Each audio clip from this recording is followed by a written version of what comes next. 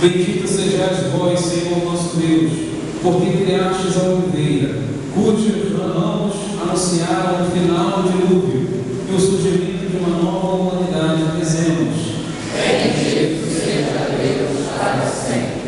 Bendito sejais vós, Senhor Deus, porque através do óleo, fruto da oliveira, fortaleceis vosso corpo para o combate da fé. Rezemos: Bendito seja Deus para sempre.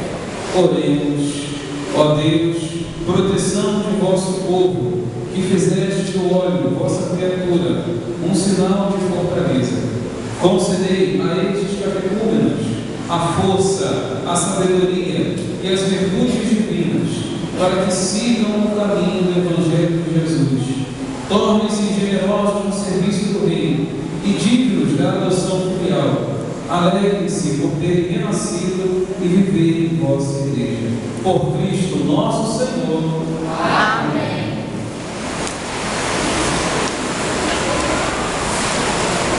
Agora os catecúmenos vão com as mãos abertas, apresentando as mãos, a palma das mãos.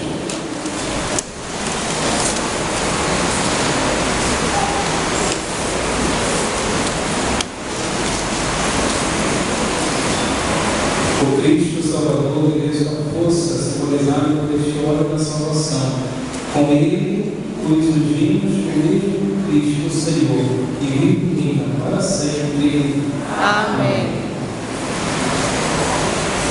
O Cristo Salvador e sua força simbolizada por este óleo da salvação.